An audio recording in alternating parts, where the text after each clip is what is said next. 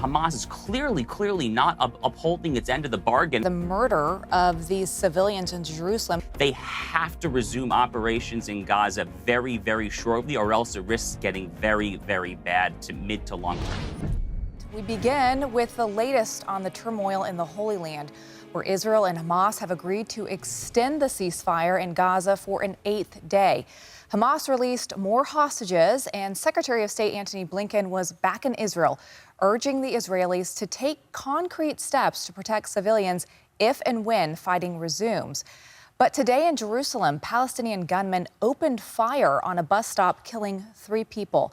Hamas did claim responsibility.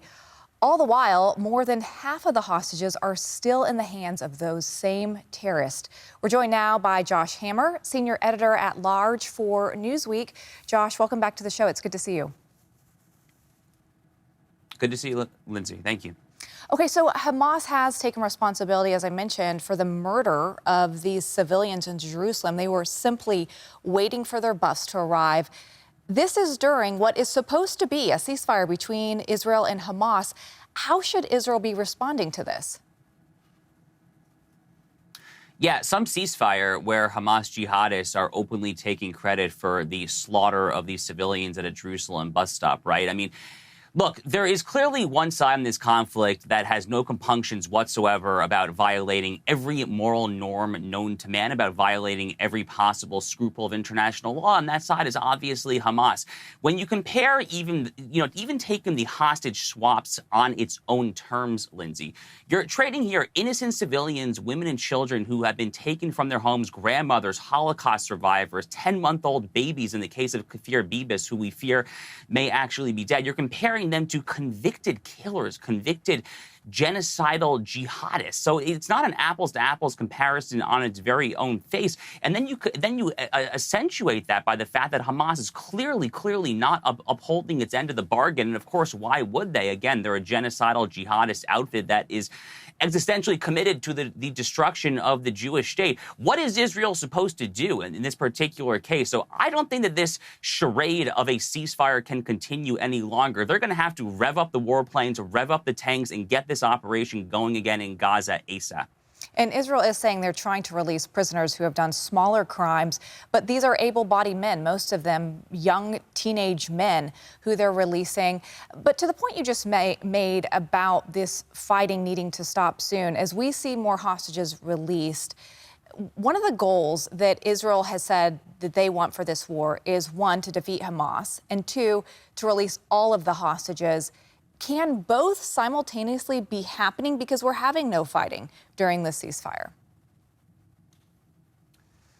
So I think for a little while, those goals were mutually reinforcing. You prosecute the war to try to force Hamas's hand and to get them to give up hostages. And sure enough, that is ultimately what happened last week. However, the point that you are very astutely noting, which should be obvious and should have been obvious from the get-go, is that the longer that you continue these swaps, with every day of this nonsensical so-called truce, again, a truce that Hamas is openly and willfully violating on the open, with every day that this goes on, it's going to make it that much harder, that much more difficult for Israel, for the IDF to continue to prosecute its very necessary and indeed existential military operation in Gaza, because the eyes of the world, the Americans, the Europeans, everyone in the so-called international community, Lindsay, they're looking at this lull and they're very happy. The United Nations, the European Union, Brussels, Turtle Bay, all the usual malefactors, the usual actors on the international stage, they want this to be over ASAP. But Israel, of course, cannot live with that. So they're playing a very dangerous game. And again, at some point, I don't begrudge Israel for having to make these tragic decisions. Look, if my loved ones, Lindsay, were currently there, held hostage by Hamas in Gaza, I would be begging with everything I've got to the government to do whatever it takes to get these hostages out. But as an outside observer who values the U.S.-Israel relationship and wants to see Israel reestablish deterrence, let alone for Hamas, also for Hezbollah up north in Lebanon, for the Iranian threat, the head of the snake in Tehran, they have to resume operations in Gaza very shortly, or else it risks getting very bad to mid to long term.